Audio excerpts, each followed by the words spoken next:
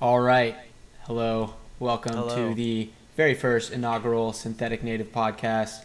Um, in this podcast, we'll be chatting about weekly about VR and other advanced user interface topics. And for the very first episode, I have a special guest with me named Austin Paxton. You're supposed to introduce yourself, but Oh, I see we now. didn't Uh, rehearse. There's no no, rehearsal we here. didn't. Well, hello. I'm Austin Paxton. I've been interested in some regard VR for I don't know since like the DK1 or pre-DK1 days. Mm-hmm. Yeah. Okay, so I think since this is just going to be sort of a general overview of kind of where VR has been, where we're at now, and kind of where we think it's going, what we're excited about, this is a good thing to start on, I think. What was pre DK1? Pre-DK1 was mostly I know I used way back when there was a guy who had it was a basically the same kind of deal as the DK1 where it was just a screen strapped to your face. I don't think his had lenses. It was an experimental thing at a university in San Antonio where I was living at the time. Mm-hmm. And it was tracked with a Wii remote, I want to say, which is one of the jankiest tracking solutions I can think of. Mm-hmm. But yeah, that was his head tracking solution, and there were people who had head tracking demos as Wii Homebrew a while before the DK1 came out or was announced before Palmer started working on his stuff. Um, so yeah, that was one of the earliest ones that I tried. And most of those were basically just sort of screens in front of your face with head tracking with either a Wii remote. I think some used custom IR tracking solutions, similar to how the Oculus does it. Mm-hmm. But yeah, that's basically the only thing that I would call modern VR ahead of the DK1. Yeah, I think that the first things that we saw, well, I mean, you can always just go a step further backwards and like you can go all the way back to Virtual Boy or whatever. And if you want to pretend like that is in the lineage of current VR, which I don't think it's very, very loose, that connection. Like it's trying to accomplish. Okay, I guess some background. The Virtual Boy was a device by Nintendo in the early 90s, right? Yeah, here, let me give me a second to actually. We can do a little live research here. Um, Yeah, the Virtual Boy was a 32-bit tabletop video game console developed and manufactured by Nintendo and capable of displaying stereoscopic 3D graphics. And it was, all I know, actually, I don't know that much about it because I never wore one. I just know that it wasn't that successful. And particularly, it wasn't that successful in terms of an experience. It was not very good. I don't know if they broke even profit-wise or like I don't think cost-wise. they did, honestly. Considering like the first units sold and all the reviews came in, and basically every review was just this thing makes you sick. Because it did. It was red light, so super hard to see on that black background. Mhm. And it wasn't really even VR. It was just stereoscopic images, but static. Otherwise, you just put your head on it and then sit there. Mhm. Um, if you've ever seen one, they had like this weird tripod stand that honestly doesn't look that stable, so it wouldn't have been a very comfortable experience to play it. I've never played one because I don't know anybody who owns one. There just aren't anybody. So we There's should just aren't any research people left who this, owns one. but did it attack? Like you wore it on your head, right? But did it come off of the mount? No, I don't even think it had a head strap like modern VR headsets do. Mm. It was sort of a tripod thing that you would lean up to and put your eyeballs on, sort of That like sounds goggles. awful. Yeah. Yeah, no, it just sounds really terrible. There were around that time there were also, and I think before that, there were there's some military stuff that was being used for like combat simulation and stuff like that. Uh huh. That did have actual head tracking, although I think it was like mechanical head tracking, where it Uh would huh. move the screen around and mechanically track your head, and so there was a lot of resistance involved. And Right. I can imagine that was comfortable enough to be a consumer product ever, but there was some tests and stuff on head tracking for military hardware back before R- that or around that Right. So time. yeah, I was about to say. I bet there was like military prototypes and things like that in the pre, 1995 era. But I think the bottom line TLDR is that prior to 2010 or whatever, not a lot of good experiences. And even at, sort of the beginning of, the modern era, the experiences still left a lot to be desired. I think my first device I actually tried, which was not even that long ago, was the DK2, and I was sick pretty quick into that experience. And it wasn't even a very, I think I was like walking around a room or something. Like, it was very basic. Yeah. The DK2 was good, but not amazing. The DK1 was just like not functional as a consumer piece of hardware. It was a like you need to be an enthusiast. You need to want to be on this thing on the ground floor for it to make sense for you to own. I wouldn't have wanted to buy one for anything other than either research or like making my own games for it or anything like that. So when you think of like who the big players are in beginning from sort of the first from the DK1 onwards, in terms of people, we have like Palmer Luckey. What other names are important? Specific names. Valve's entire VR team basically built most of the tech that all of the modern headsets are built on top of. That gets into like some contentious history if you've ever looked that up. But basically, Valve had a VR team that built a tracking solution based on a camera that would read QR codes on the wall. So they had what they called the Valve Room, which was a whole bunch of these printed out different coordinate QR codes that they just pinned up on the walls of this room. And they were using those to track a headset. And that was like that was back when Palmer Luckey had the DK1 prototypes out at that point, I think. And I think he had just done the Kickstarter for the DK1. I'm not sure if he's done the Kickstarter yet or not. Either way, he didn't have a head tracking solution yet for like a positional tracking solution yet. He had a rotational tracking solution, and that was just gyros at that point that he was using in the DK1 prototypes. And then at some point, Palmer went out to visit the Valve guys and go look at the Valve Room, and they basically, from the stories that people have told from that sort of era of VR development, there was a lot of people at Valve who basically wanted to just give the tech away to like foster more people doing VR, because they were all worried that it was gonna. I guess they were either worried that it was gonna. Depends on who you believe. There's like story A, which is like they had good intentions, or story B, which is they had like kind of bad intentions. One being that story A is that they gave it away with the hopes that more people doing VR would mean more stuff and better stuff, and that it would stop it from sputtering out again like it did last time. Story B is that they'd already heard rumors of large players, Microsoft, Facebook, whoever, being interested in VR and possibly wanting to purchase Oculus. And so they gave this tech away with the knowledge that nobody would ever buy Valve, but somebody would probably buy Oculus, and they would go with Oculus. As like the people who built that tech. Basically looking to cash in by moving the tech outside of Valve, because Valve apparently was not, before Oculus got, the big sort of public PR push that they did as like the first guys with a good headset. Apparently there wasn't a whole lot of interest in doing it as a commercial project at Valve. So these guys were basically either looking to make sure it saw the light of day at all, or trying to cash in, one of the two. There's no like official story on the matter anywhere. That's really interesting. The guy who built the lighthouse tracking, who I will now look up, tracking. Yeah, my boss at my job apparently knows that guy. Cool. He's a nice guy to know. He's a god. Yeah, I tried to grok the Alan Yates. Yeah, that guy. Yeah, Alan Yates is the guy who built the lighthouse tracking for Valve. He is, as far as I'm concerned, basically a physics/math genius. It really shouldn't work, honestly. Like he has a whole talk that got posted on Hackaday. Yeah, I tried to watch it. That's actually it's so worth watching. Yeah. Yeah, that's actually where I think my boss met that guy. So yeah, you should link that talk in the description for this podcast for this episode. Yeah, I will. It's some hot stuff.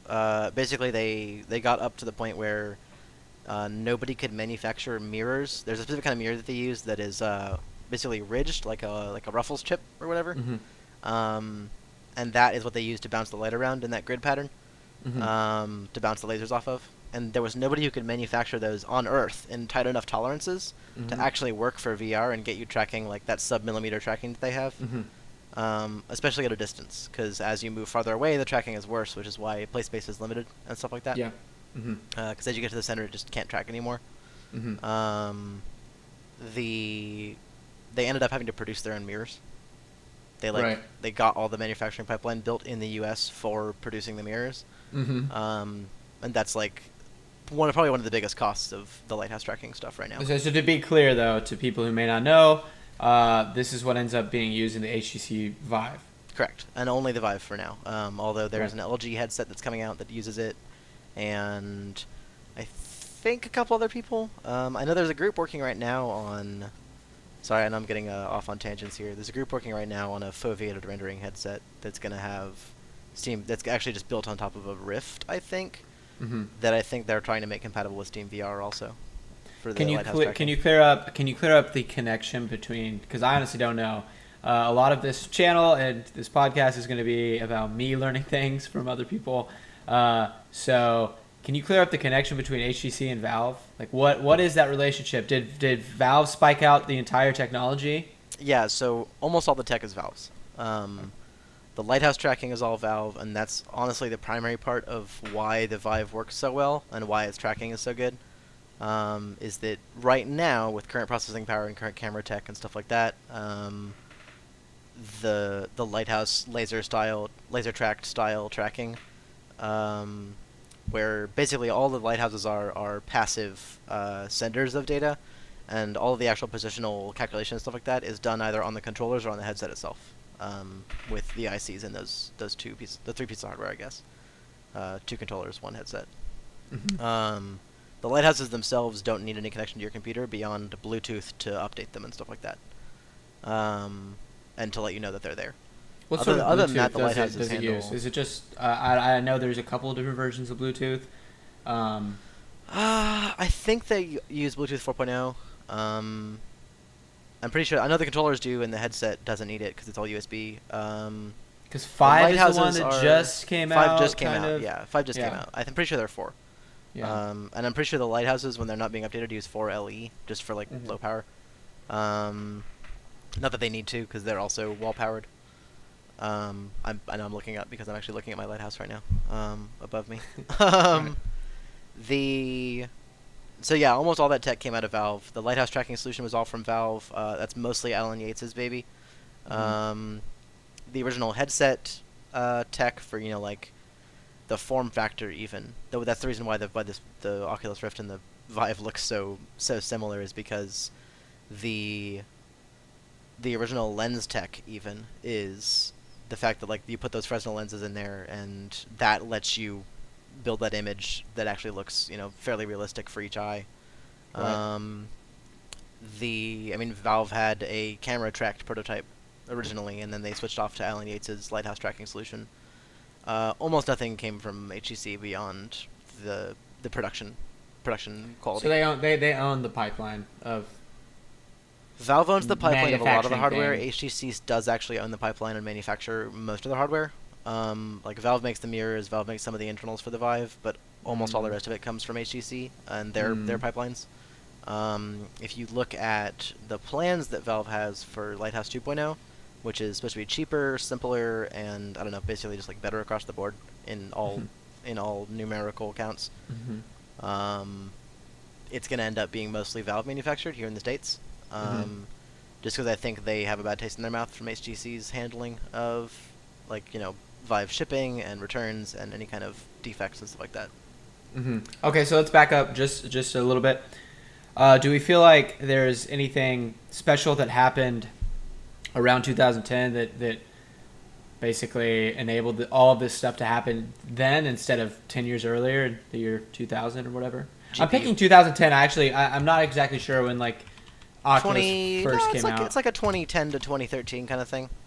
When people really started getting stuff that made sense to make into consumer products. GPU power is it. You have to be able to push enough pixels to make an image that seems realistic to a human eye, and you have to be able to push them fast enough. And so that was the first time anybody could hit roughly 60 hertz at roughly 720p per eye. Mm-hmm. That's the point at which it becomes, oh, this is going to be big in 4 years when you can push 1080 per eye at 90 hertz or whatever. Right.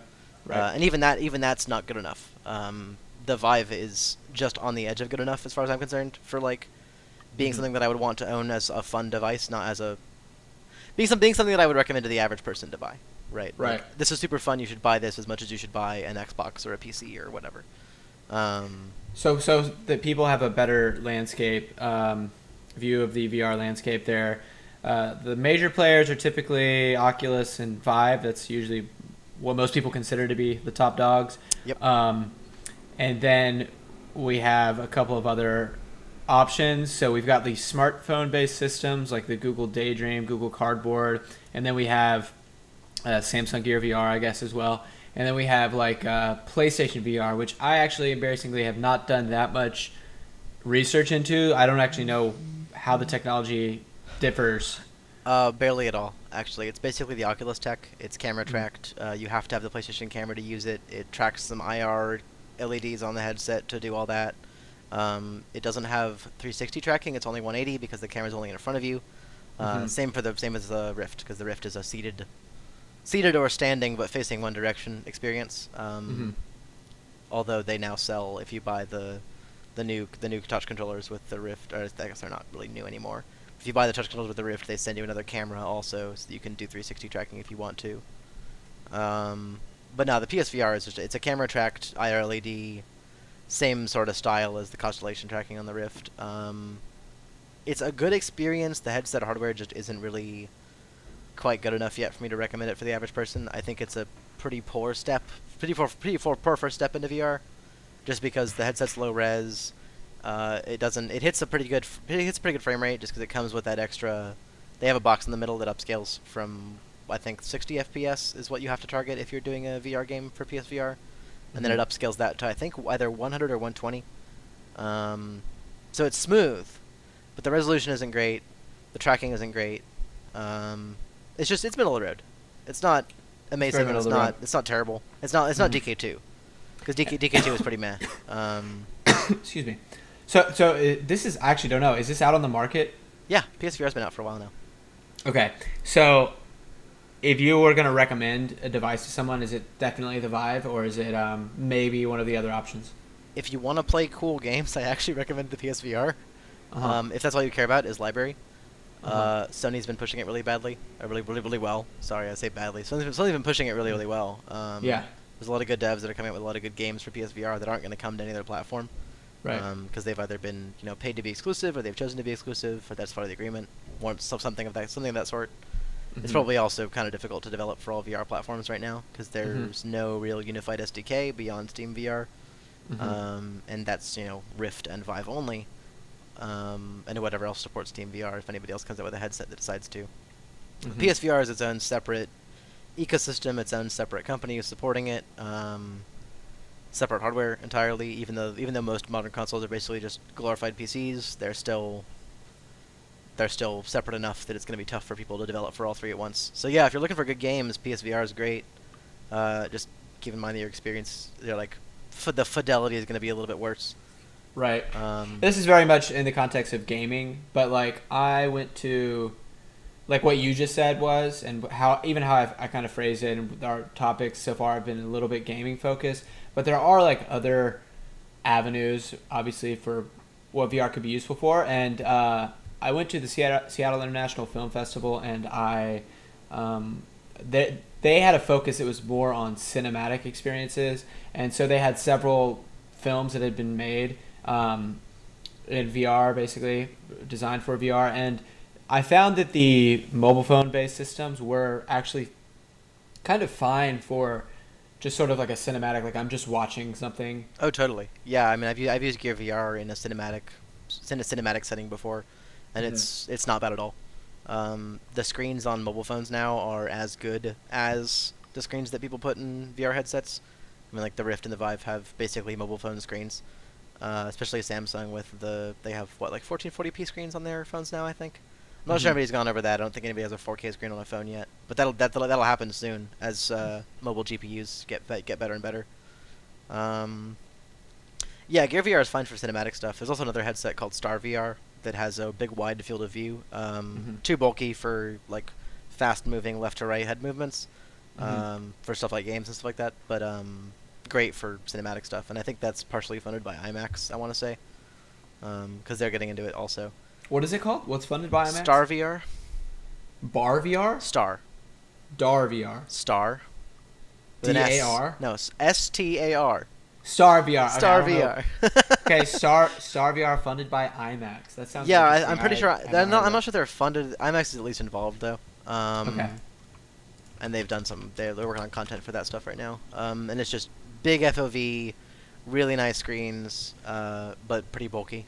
Intended for theater use. I don't know, man. I think VR has applications pretty much everywhere.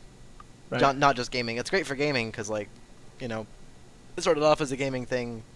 Originally, as a consumer product, VR was a gaming thing with the Virtual Boy and, you know, everybody else. I think Sony had something way back when that was like a pseudo head tracked thing. And then after it died the first time, now everybody's coming back out again with these gaming products for it. But I honestly think that the vast majority of the use it's going to get probably isn't going to be in gaming for a while. Right now it is, but I think once we get a headset that's lighter and like more runnable by, you know, average hardware, it's probably going to be pretty common to see people using them in business environments, especially for like marketing firms and stuff like that. 3D design shops, any kind of architect or structural engineer is gonna want one just to demo to clients. I think there's a lot of room in the professional space for that kind of stuff. Okay, so before we move on into kind of like future applications, I do think there is one missing link that we didn't talk about when we were talking about the sort of what enabled the 2010s onslaught of VR stuff. And we kind of touched on it just a bit. It was mentioned, and that is the sort of like the PlayStation camera, sort of the Kinect. What was the original? Was it called the iToy? iToy, yeah. Yeah.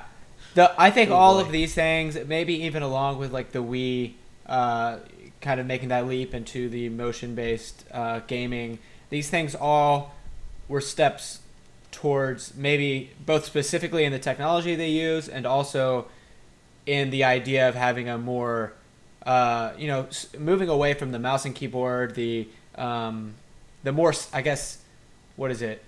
Less symbolic ways of interacting with in virtual worlds, right? More one-to-one with how you would actually interact in real life. Right? Yeah, sure. The Wii was the first one, the first good one at least. I would probably. I had some fun with the iToy. iToy was out before the Wii, right? iToy was out a long time before the Wii. The iToy was like a PS1 playing like Fruit thing. Ninja and stuff. It was kind of fun. Yeah, I'm pretty sure the iToy was PS1. I'm not sure if it was. I think it was PS2 or PS1. PS2, PS2, yeah. For sure. Not PS1. That'd be wild, though. I haven't used an iToy in four goddamn ever. I had a friend who had one growing up, and it was kind of okay, but it was never reactive enough to like make you feel like, oh, this is the future. And it wasn't something that I would want to use as a primary interface for any kind of console ever. The Wii was the first one that really got it with the tracking, just because of the way that they had done those gyro sensors. Was the first one where the sensors were good enough and the processing power was good enough that you could now, and the Bluetooth bandwidth was good enough that now you could have a pretty well tracked motion solution. And yeah, like you said, that gets you one step closer to the non-symbolic, really as close to what you would be doing in real life as possible. Right. And I'm sure that like the fact that I don't know how much of the tech is like public. I mean, I guess none of it's publicly available, but I'm sure people reverse engineer and whatever. It somehow becomes available just by virtue of existing. I'm sure that the fact that stuff existed is like one less problem for you to solve, more information for you to draw on when you are engineering the Vive and the Rift. A lot of the stuff that we did is replicated across the PS4 controller with its motion control. Nobody ever used it in any games that I've ever played, but the PS4 controller does have a pretty good motion control in it. All all of the gyro sensors in the Rift and in the Vive, because the Vive still does augment itself with gyro sensors. That concept of use those 3-axis gyros to figure out position, or at least figure out rotation velocity, is that's common nowadays. Right. So there are people doing it before the Wii, but the Wii is the first piece of consumer hardware that sold really, really well, that everybody knew this is a motion-tracked thing that everybody owns. It felt really polished. I think people were afraid of gimmicks, and then you actually held the Wii controller and used it, and it felt good. Yeah, it was good. So skipping back to future applications, we have, like you said, sort of 3D product design, architecture, things like that. We've got sort of simulations and training is a one that gets touched on a lot. I don't know how. I mean, I'm guessing there's military stuff already in use. If I had to guess, there is, yeah. Yeah, I don't think that we've gotten too much into like companies are training their new employees with VR yet, but I think that that's sort of right on the horizon. It's there. It's there for sure. I'm sure it's happening, but I mean, I don't know many people who are like. I mean, my friends who are accountants, like, are they going to do that? Probably not, right? I mean, it's going to be more of a. It's going to be more of a like which industry is going to dive in first and figure out how to fit this to their industry. I'd expect that like service industries are probably going to get there pretty soon, just because having that kind of training is probably going to be beneficial to them. The problem there is that commodity hardware does not exist yet for VR. Right now, everything you can buy is a luxury device at like priced at like $600 and up.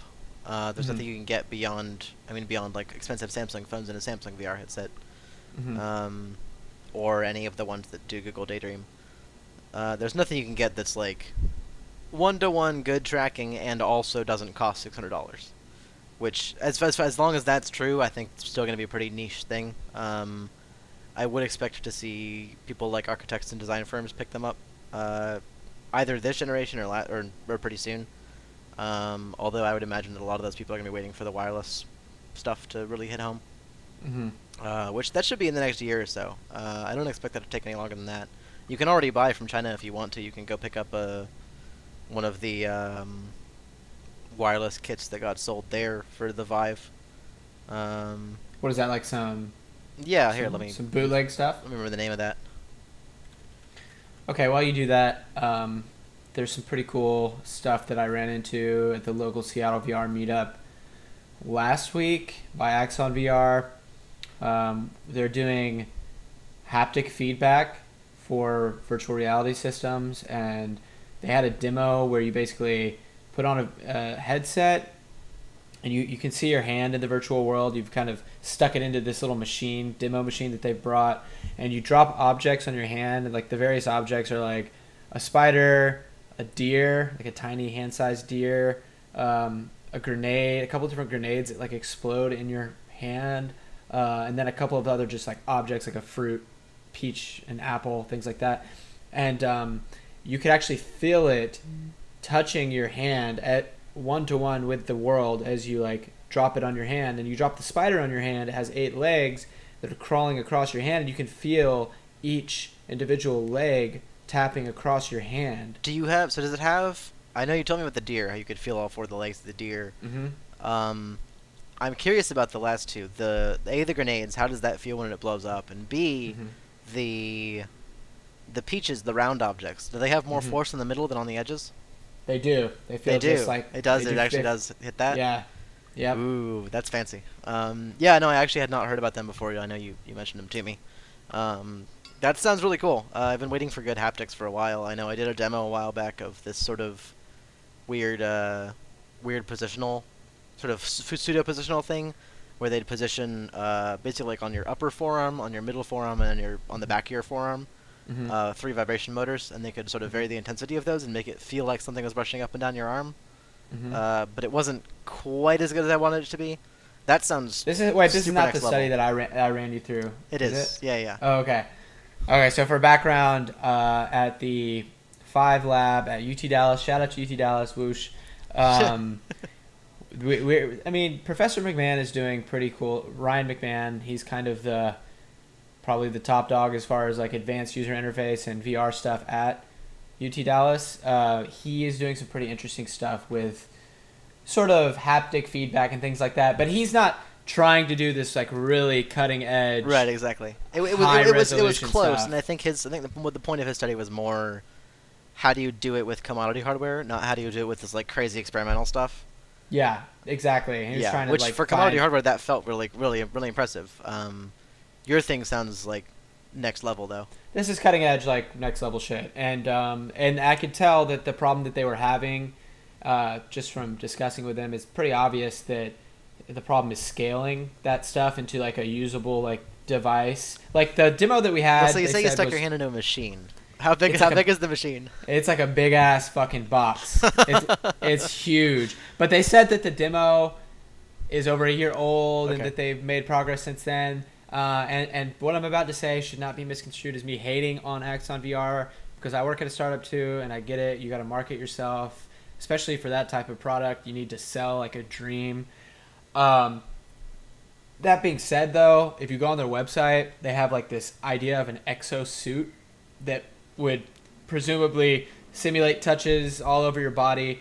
Yeah, I saw the thing with the guy on like the robot arm. Yes, this is not real. Like this doesn't exist. And they said that this is pretty public. I think like if you talk to them, they're not going to pretend like this thing is real, but it is kind of presented as being real on the website. I do appreciate it as a vision, and I think that hopefully that they get there, because the tech is awesome. Like it's amazing, but clearly the problem was from talking to them, and I think what they're trying to do is kind of find more investors that are willing to help them scale it down to like a glove.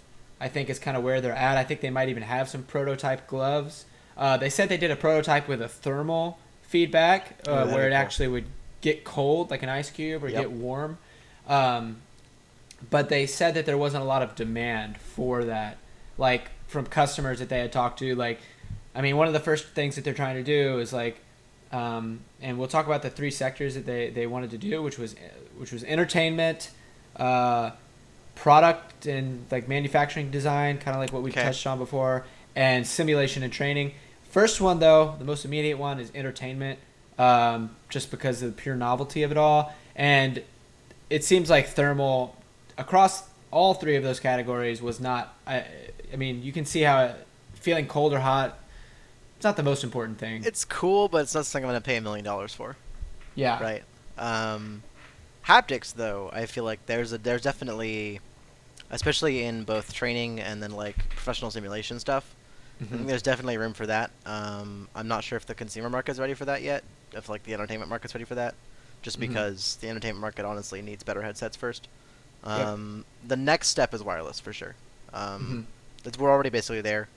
The wireless that I was talking about earlier, by the way, is called TPcast. Yep.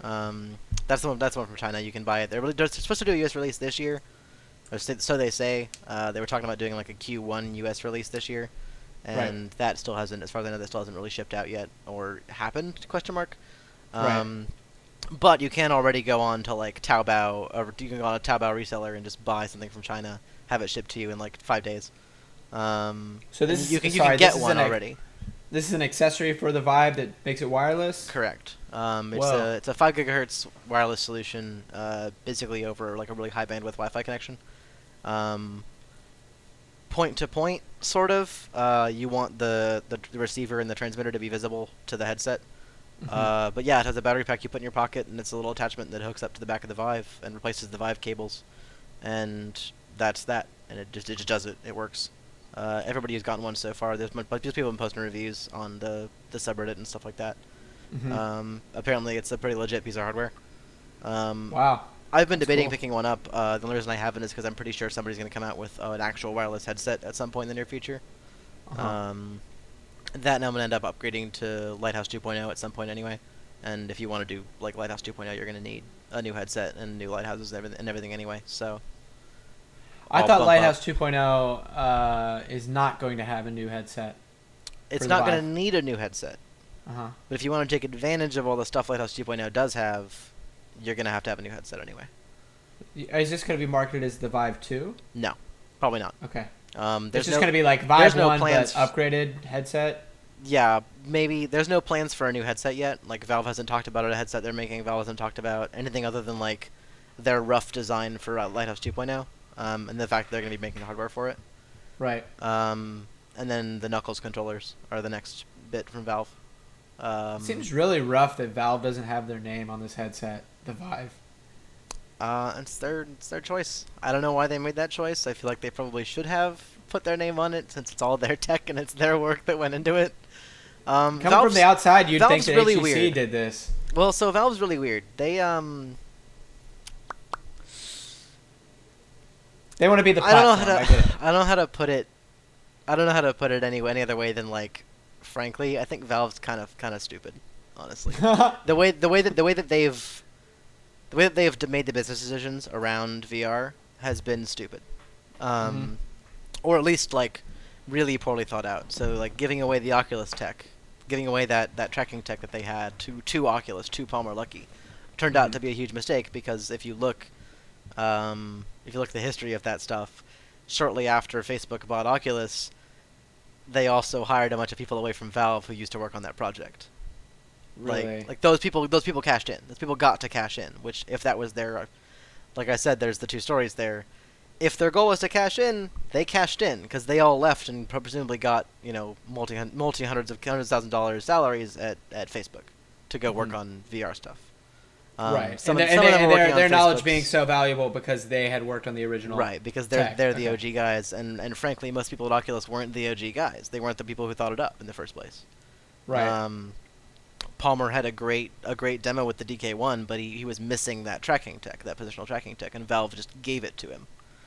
And then the business decision to just sell off the Vive tech basically and have HTC put their name on it. And they did a partnership, and I know they do get a percentage of the sale of every headset, but their name isn't on it. And I'm not sure whether it's just because they don't care about building their brand, which is totally possible. They might just not care. That's a fine decision for them to make. I don't know. It's weird to me. It's hard to know. I mean, a lot of the information But is probably hidden from us. the manufacturer for Lighthouse 2.0 and the manufacturer for the Knuckles controllers, which are going to be the new... Have you seen those yet? I keep hearing about them. I haven't done the research yet. Yeah, you got to look them up. They're really fancy. There's some demos out now from a couple of different developers who have the dev kits for the Knuckles controllers, which Right. means they might actually be coming out in the next couple months. I hope that they announce and release before Christmas, just because that would be a good boost to sales for those things. But they're basically these controllers that instead of holding them like the wands for the Vive that you do right now, they have a strap that you strap them to your hand, basically across your palm and then around and behind your knuckles. Whoa. And it straps to your hand, and so you can actually let it go and it'll hold onto your hand. Right. And it has per finger capacitive finger tracking. So Nice. based on how far your finger is wrapped around it, I think they said it has 15 different states for each finger, from open to closed. So like open, Right. 1/15 closed, 2/15 closed, 3/15 closed, all the way down to like fully closed. Right. So you can actually like, because all your fingers are individually tracked, including I think your thumb to some extent. I'm not sure whether that's also 15 states, but all four of your fingers are 15 state tracked. You can actually like pinch objects between your fingers. You can pick up and throw a ball by actually letting go of the ball. To be clear, the state is how curled your finger is? Correct. Okay. Correct. Interesting. So yeah, I mean it's a big step closer, I think, to really good hand tracking without having to spend $1 trillion on experimental VR gloves.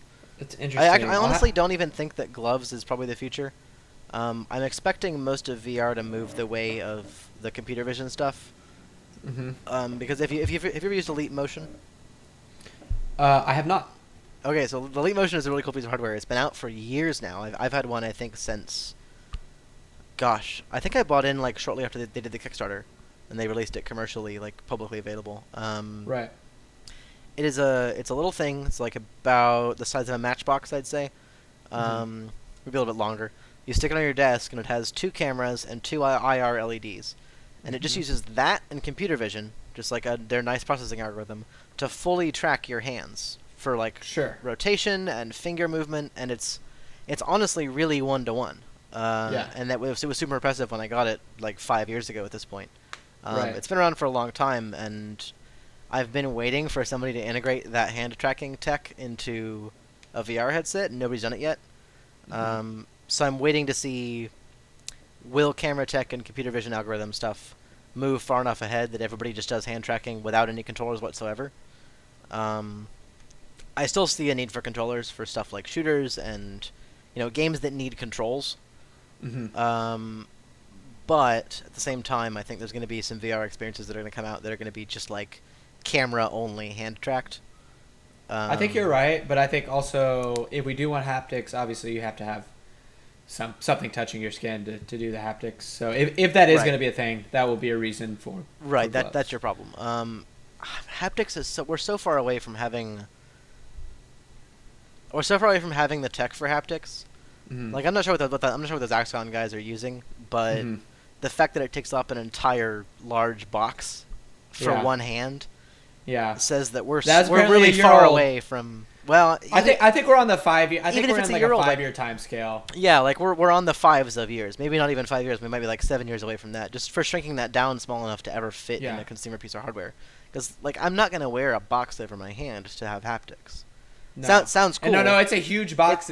It was sitting on a desk. Yeah, like it. That sounds cool. I think I saw your picture actually. Yeah. It sounds cool, but it also sounds really heavy, and like we haven't shrunk it down nearly enough yet. And frankly, I think the industry doesn't need to focus on that yet. I think we need to focus on. No. Yeah, like the From a VR development industry- perspective, like from a content design perspective, engineering perspective, like adding all of the support for your world to also have Right. touch just seems like a whole. You're moving a little fast at that point because You're assuming that- we just got to the point where like the average person can both afford and like reliably enjoy a VR headset in the first place. Just Right. just the fact that they exist at all. There are no AAA VR games out yet. Not really. Like there's Mhm. There's some Valve stuff that's mostly demos, but Mhm. nobody's built an entire multi-million-dollar budget game for VR yet, and released it. Is that true? Well, I'm not sure. I'm pretty sure it is true. Think about it. Here, I'll You don't just. think anybody spent $5 million on developing a VR game? I will just hop into the Steam library for the Steam store library for VR right now and look at titles, because Right. I'm not gonna find any. I don't think. Nothing that I think is gonna have that much money spent on it. Your assumption is that from glancing at the game and knowing about the game, that you can assume that its budget was $1 million or less. You can Sure. infer Yeah. that. I mean, I know that Sure. I know the developers, and so I'm gonna know. Super Hot got money from Oculus. Probably. They probably could have made a couple million from that. Mhm. But that wasn't a VR game at first. That was a game built for Mhm. desktop first. Adapted. Like Skyrim Um, VR doesn't really count unless they spent. Nope, doesn't count. If they spent I don't count Skyrim VR and I don't count Fallout VR as Right. AAA VR games because they're not. I built would for kind VR of in the count it first if they place. spent $5 million to adapt it. I wouldn't. I still wouldn't count it. I would half count it. It's like not a AAA game, but it's like an I think A that I game. think there's gonna be such a difference. I think that in the future there's gonna be such a difference between games developed for VR first and games Mhm. developed for desktop first, or for desktop and VR concurrently, Yep. that we're not gonna recognize games built for VR. Like there's gonna be so many new design decisions that get made along the way there that Right. they're gonna look really different than games developed for desktop first or for desktop and VR concurrently. Let's see. Raw Data is about the closest I can think of to a game built for VR right now, and it's good, but it's still following those old design paradigms of it is a wave shooter. It is you get a gun and you shoot it, and it's a first-person wave shooter. Right. Well, how much money do we think they spent on making it? A couple million, probably. I'd give them a couple million. Okay. I don't think they did a Okay. Kickstarter, but I know they did get some venture funding. And Servios did a lot of work on like reverse kinematics and stuff like that before they did any kind of game work. Right. Like Servios, So- Servios being the dev for Raw Data. So what the it Rick feels and like to Morty me- game, the Rick and Morty game got a bunch of money from Yeah. although I'm not sure they got $1 million. I don't know. And other than that, everything that I see down here is indie devs and movie tie-ins. So like Paranormal Okay. Activity and stuff like that. So there's some games which, if you really wanted to just make AAA game, if you wanted to make the definition of that, spent greater than $1 million on the development of, maybe, but it really doesn't feel like AAA games So are a think thing about right now. think about every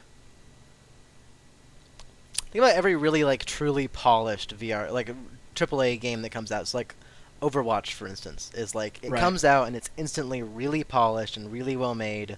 There's no Right. like sputtering start for that game. It's not an early access title on Steam. It's just a really good game that they spent five years on or so, and Mm-hmm. millions of dollars, and then put it out there for the world to play. Mm-hmm. Nothing like that exists yet for VR. Right. Um, Yep. Definitely not on that timeline. Like there might be games that have gotten a lot of money, but they didn't operate on that 5-year timeline because there's no way they could have. Right? The headsets themselves are only 2.5 years old at this point. Right. Um, So speaking of timelines, so just to kind of bring it back, so we're thinking in the next year or so we're going to see wireless be much bigger.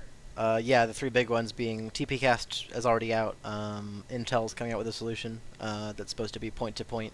I think that might be light based, but I'm not sure. They haven't talked about it a whole lot. Although if you did more research, you might be able to find that out. Intel's got a solution they were working on with both Oculus and Vive. That's all. That's all I can think of at the top of my head. So Okay. wireless What first. else? What else do you think in the next sort of like 1 year timeline? Controllers. The Knuckles controllers are going to be a big step forward just for like good control schemes. I can see Oculus releasing another controller type at some point here. The Vive tracking pucks are going to come out, and those are going to be able to like you can strap that tracking puck to a piece of plastic that represents a gun, and Mm-hmm. probably get a pretty good tracked gun in game, Nice. which will help with immersion for that. Higher density headsets. I think as the next GPU generation shows up, we'll be able to pump, like 4K per eye as opposed to 1080p per eye. Mm-hmm. And honestly, I think the biggest one for like accessibility to every like the common person to just like buy and have a good VR headset is foveated rendering. Which, if you have not heard about foveated rendering, it is basically you do eye tracking. And you only render at maximum resolution, which is like whatever 4K per eye, the center of your vision, and Right. then on the edges you do slowly scale it down towards the edges. That's wild. Because the way your vision works is you actually don't see much on your peripheral vision in the first place anyway. It's already blurry, and so you Right. can get away. There's foveated rendering demos already. There's a company that's doing it as a. They have this like weird cyborg rift that they've made that has how does it work? So it's a normal Rift. Otherwise, it's got the same Rift screen, the same Rift lenses, the same Rift tracking, and everything still. But they've cut holes in the top of the top of the device, and they've put this sort of mirror assembly and these little tiny 4K micro displays, 4K little LCD screens. I think they're probably OLED. I think they have to be OLED, otherwise it wouldn't really work. Because the blacks wouldn't be dark enough. They put these little 4K OLED micro displays on top of it, and they have these mirrors where the display shines down and then it bounces directly into your eye, in the center of your eye. Right. And so the center of your vision can be 4K because they can render that 4K on the micro displays. And then every other part of the display, because of the way the mirrors work, you can see through the mirrors if there's nothing bouncing at you. The rest of your vision is the normal Rift 1080p per eye. And they're working right now, so right now they don't have any eye tracking on that. They're working right now on having really high-speed servos to mechanically move the mirror to do the foveated rendering, so it actually bounces it wherever you're looking. That's crazy. So that's the next step, right? Is either software-based foveated rendering, where it's actually doing it in software as your eyes are being tracked. Although I'm not sure the latency on that is quite there yet. We might need to get a little bit faster on the eye tracking. But I mean, a couple tens of millions of dollars at the right company can make that happen. At this point, it's honestly a question of funding for that kind of thing. The processing power is there. It's just get the right algorithm, get the right latency, really dial it in. You can probably figure it out. Right. We're not limited by CPU right now on that. Or doing that mechanical, if you do that mechanical super adaptive eye tracking, like those guys are trying. That's the next step for consumer VR. That's really high fidelity. Because at that point, with both the advances that Valve has made and making everything just cheaper for good tracking, and then you can probably get a headset like the price around a PSVR, so like $400-ish, that is as good as or better than the Vive. Probably better because foveated rendering is just such a step forward. Yeah, I've been hearing this foveated rendering thing pop up. I know the NVIDIA CEO was he lead of graphics at NVIDIA, something. He was kind of famous for saying that we're 20 years away from photorealistic VR or whatever. Which, by the way, I don't even think is that important because I don't think we need photorealistic experiences for VR to be dope, basically. I'm We all want it, and we all photorealistic think it's going to VR. happen. Photorealistic VR is cool. The kind of stuff Right. that I want to do in VR will not benefit from being photorealistic. Hmm. Nor do I think the kind of stuff that I want to do in VR could ever be photorealistic, because at that point, like, think about like explosions and stuff like that. Like, just the sheer rendering power you would need to do dynamic explosions that were photorealistic is that. Sure, I guess we could be 20 years away from that if we get 20 more years of Murphy's Law, but we're not sure if we're going to get 20 more years of Murphy's Law. We might run into the boundaries of physics at some point here. People have been saying, like, Murphy's Law is probably going to be over soon for 5 or 6 years now, 7 years now.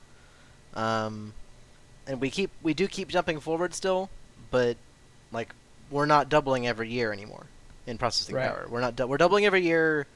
We're still doubling about every year in GPU power, which I think is a little bit more important. Right. Just because processors. Well, obviously for this, it's really important. Right, just because processors hit that limit first because they were more important for a while. At this point, there's a lot of money being poured into good GPU research, especially because AMD and NVIDIA are now competitive again. Bless up, I really like that. Go AMD. Same. Go AMD. If like I don't buy AMD stuff, I still buy NVIDIA and Intel stuff. But like, I really hope AMD keeps on going because Yeah. competition is good. It's just one of those weird truths about reality that, like, yeah, I love it when a company is doing really well, but it's always better from a consumer point of view if there's two companies doing really well. Yeah, exactly. Which is why I'm happy that, I mean, it could have been a different world if Valve had not given away that tech and had Oculus do really well with it. Like, the Vive might not exist. The Oculus might not exist. None of it might have ever seen the light of day if they hadn't given it away, because there certainly wasn't a lot of interest in putting it out at Valve and making a consumer product at Valve. So yeah, there's a benefit to it, and maybe that's. So let me interrupt you, just to bring it back to the 1 year timeline. So we've got like foveated rendering. We've got I'd put that about 2 years out. New controllers, sort of in the 1 to 2 year time span, Yeah. and then sort of on the latter half of this 1 to 2 year time span, we might be seeing totally new, like, Vive 2 next gen devices. I think late 2018 you'll start hearing rumblings about like true Next second gen. gen headsets with like wireless built in, possibly cheaper still, even with the wireless built in and stuff like that. Right. You might just see Gen 2 skip straight to foveated rendering and wireless, and just leave Right. leave everything else up to third parties. I'm not even sure if Valve is going to keep manufacturing their own hardware for a long period of time. They might be doing it at this point to kick everybody into gear again. Yeah. And it's pretty obvious that Valve is trying to foster some kind of like really modular ecosystem. They've already said they're sticking with lighthouse tracking for now, but they're not going to shy away from computer vision tracking if that gets as good as Lighthouse, if the processing Right. power and the camera tech is there. Right. Which like I said, right now it just isn't quite yet. Right. But if we get there, we might see everybody switch to a standardized computer vision tracking system, and at that point, you just buy whatever headset you want, buy whatever controllers you want, buy whatever tracker you want. Who cares? And it all works with Steam VR or whatever other open standard there ends up being. Yeah. That'd be cool. That's what I'd like to see, right? And that's what Valve is pretty obviously trying to push, because I think they saw. I think the guys at Valve probably saw, guys and gals at Valve probably saw a risk, especially with Facebook buying Oculus, of having like two VR companies that run the world, akin to Right. akin to the Google Apple OS war, right? Right. Where they both just sue the hell out of each other, and it stifles creativity and stuff like that.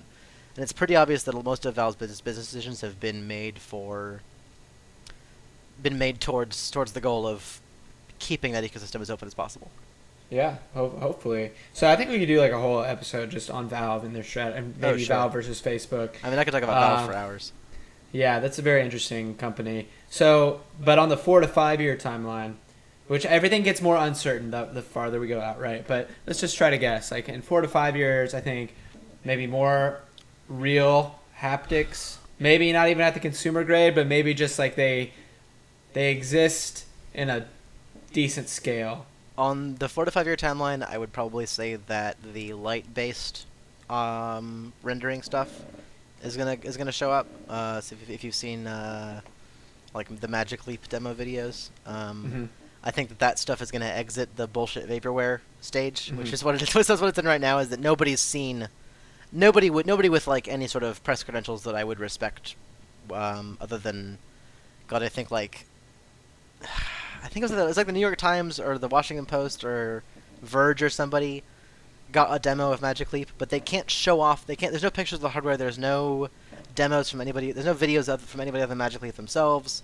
They say they have this fancy beam the light straight to your eye. It's not a screen anymore. It's just we can put an object anywhere in the room, and all the tracking is inside out, and it's perfect.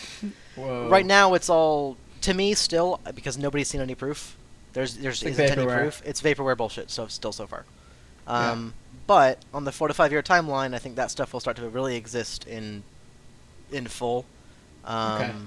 And that stuff is really, really something else. Because if what Magic Leap is talking about is going to come true and is actually going to be possible in 4 to 5 years for a consumer device, it'll be about the size of like the Google Glass was, and it'll just be over both of your eyes instead of over one of your eyes, and it'll just be perfect AR.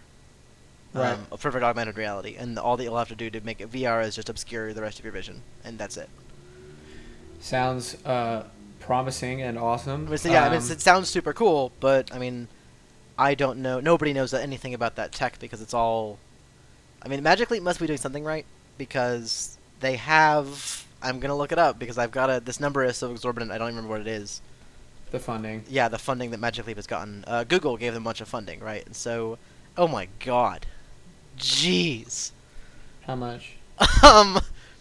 Magic Leap on Crunchbase here. They've bought 3 other people. Yep. So they've purchased Fuzzy Cube Software, Dakuda, and Northbit, which actually in reverse order from what I just said, all of which are either rendering or VR companies. They've received $1.39 billion in 3 rounds. Jeez. From yeah, you don't. from companies including, let's see, Series A, nobody. There's no Series A. Their Series B was Qualcomm, Vulcan Capital, Google was the lead for the Series B, Andreessen Horowitz, huge names, right? Not Is people Vulcan who just Capital? Who's Vulcan Capital? Who's one of the? let Is me- that Peter Thiel on there? nah, Paul Allen. Paul Allen. Yeah. Okay. And then like Warner Brothers, Qualcomm again for Series C, Morgan Stanley for Series C, J.P. Morgan for Series C, Fidelity Investments for Series C, Alibaba Wow. was the lead for Series C. What? I mean, like they're insane, right? So they have all this insane amount of funding, and with these billions of dollars, they could just go off the radar, which is what they've done. They're off the radar Yeah. completely. They're Yeah. so off the radar that you're not going to hear anything from them from 4 or 5 years from now until they run out of money, or they're ready. And that's what they've said basically is until we're ready, we're not going to show shit. Right. And so if it's not just vaporware that'll never see the light of day, if something just doesn't go wrong and they can't ever get it small enough, which Right. I really don't feel like $1.3 billion goes to people who can't make it happen, right? Yeah. Who haven't shown that they can make it happen. Because they Right. have this crazy facility down in Florida where they've basically taken over this little small town and built this giant facility for themselves where they're doing something. Right. Nobody knows what they're doing, but they're doing something, and apparently it's really impressive according to everybody who's ever seen it. Because they keep throwing money at them. Right. I would place that 5 years on the 5-year timeline. Right. It's probably not a $1.3 billion Juicero. No, I don't think so. No. Okay. If that shows up, that's the next level, right? That is the next step of this stuff is in everybody's hands and it's on everybody's eyes all the time. Well, we future now. Okay. And so, not to get too caught up in Magic Leap, one other thing I think on the 4 to 5 year timeline is just more adoption. Maybe showing up at more workplaces. Maybe it's more regular. Maybe Adobe and all of the sort of creative tools have adapted to creating more virtual reality content. It won't be VR. I don't think it'll be VR. I think it'll be AR. AR. So, okay, this is kind of retroactive, but you can assume when we say VR, we mean also AR. All of these sort of Okay, I actually enhanced wasn't vision. assuming that. I thought we were talking about just VR. Okay, no. Yeah, I mean, because VR is like the main, or those devices that we spoke of.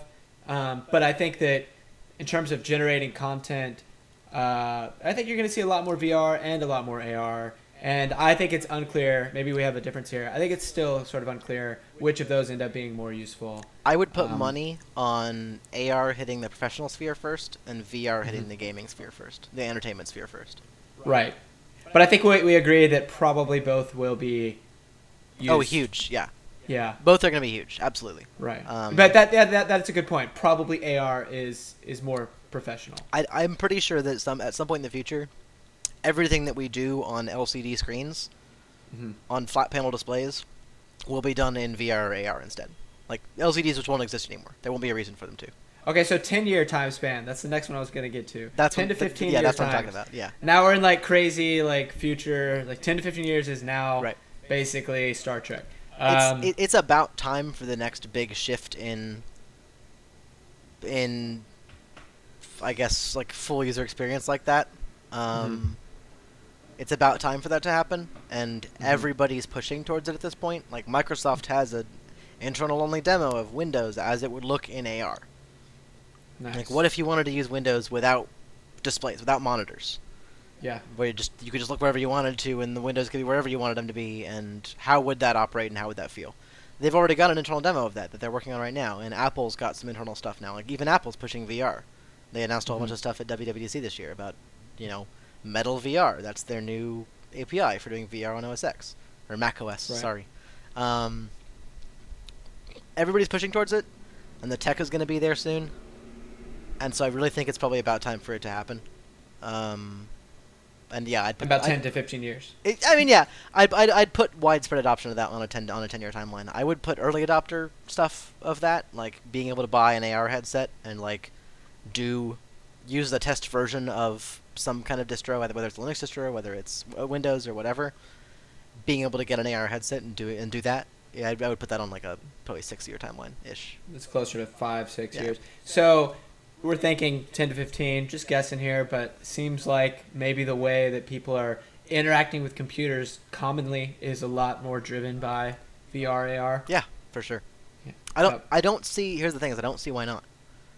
Because all of the necessary bits are being built right now. So voice interaction being built right now. Really good, conversational or either conversational or just even if it's not conversational, good voice parsing, being able to get the intent of what I'm saying and then do something with it. Yep. That's getting there right now. Hand tracking is getting there right now. Fast tracking in general is getting there. Slowly but surely, we're being able to do really fine-grained tracking of both your head and your hands and everything else. And it's all kind of converging on this one, like, well, what if we just don't need peripherals anymore? What if we just don't need that anymore? What if we just have... If we have a processor that's good enough in your phone, we can probably figure out how to make it work. Yeah. And it might all be fun-based. Honestly, like, the AR headsets might end up being a small wire that goes to your phone for starters, or wireless to your phone for starters. And the processing power is in your phone as opposed to... Because, it's always going to have some kind of a processor behind it, right? Yeah. How do you think that VR/AR will factor into our war against the machines? We'll lose. It doesn't matter. We'll lose anyway. We're just gonna lose. Let's be real. If we ever build machines that are good enough to have a war with us, we lose. we so lose. We so lose. We do.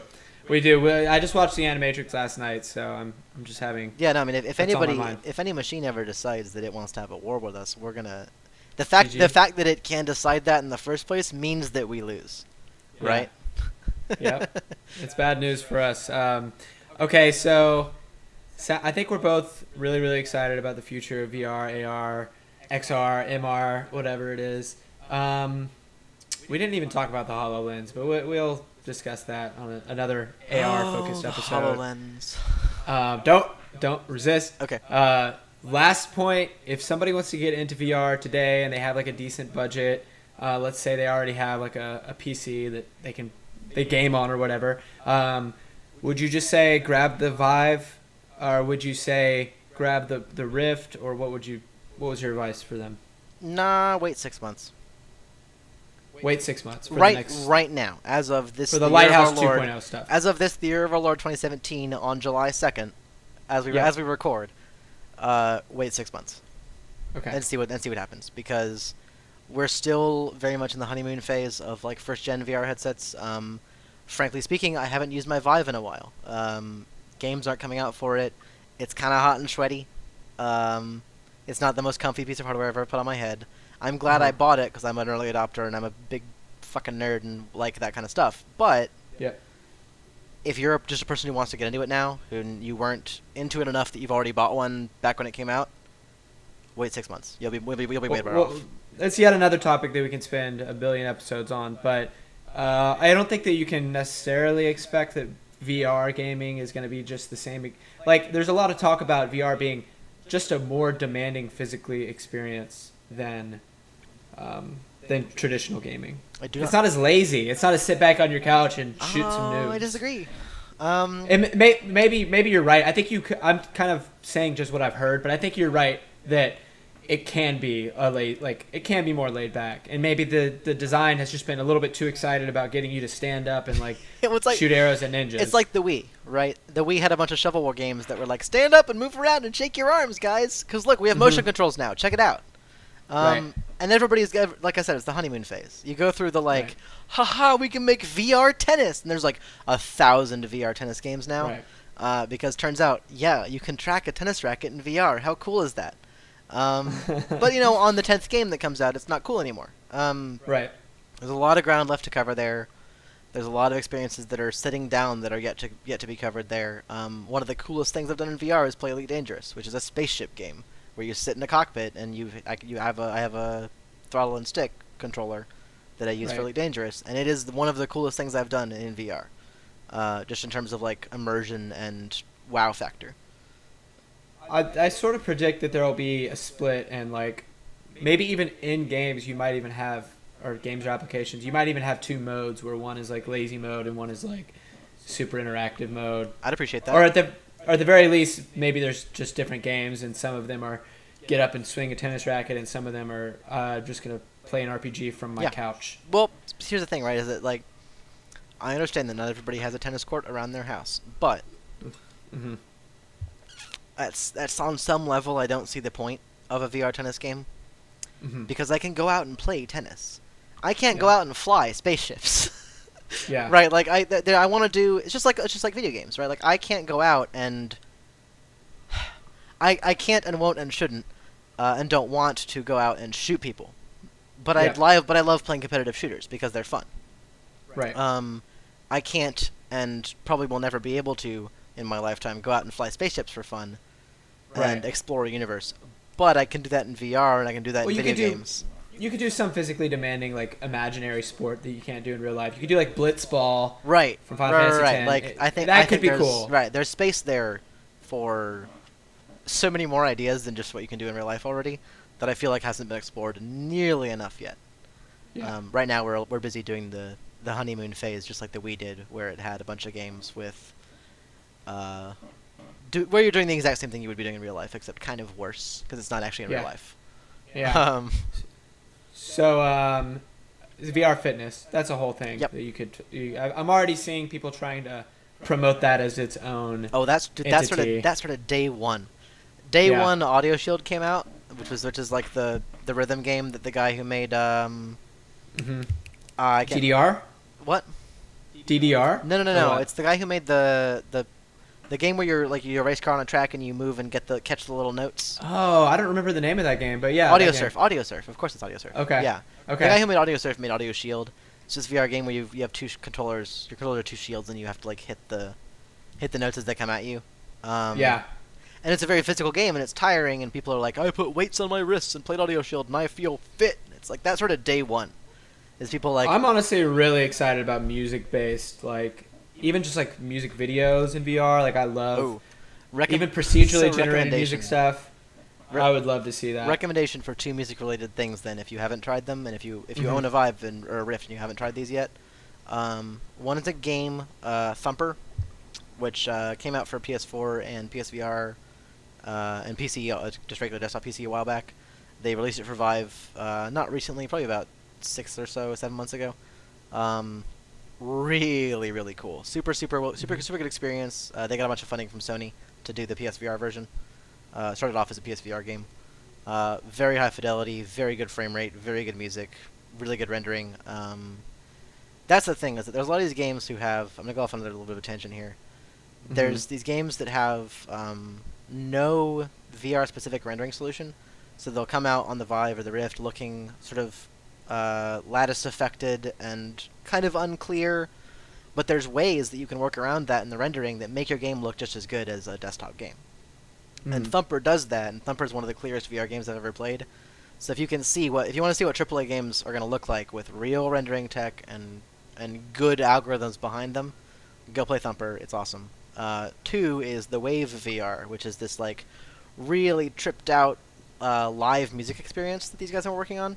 They've gotten a bunch of investor funding. They have DJs come on and do guest sets and stuff. And it's this social live music VR experience where you hop in, the whole world is really psychedelic, and you can like hand people like bottles of pills and like get trippy visuals and stuff. Right. It's really fun. It's a super cool experience. And yet another one of those ones that's like, oh, this is really new and not something that you would really be able to do in real life if you didn't want to go do actual drugs and ruin your mind. Right. If you don't want to go to a festival and do actual psychedelics, stay home and play the Wave VR and have some fun. Yeah. It's super cool because it's a new experience that you won't be able to get because like it's this social thing where you're standing around and talking about stuff. It's only a matter of time till Second Life VR is out. I don't want that, man. I don't want that. Oh, it's happening. I don't want it's that. happening. Well, it's already happening. I mean, go look up VR chat. That's already. You can upload your own models in that game. So you'll have like Hatsune Miku standing next to Power Rangers Genji from Overwatch, standing next to like Judy Hopps from Zootopia.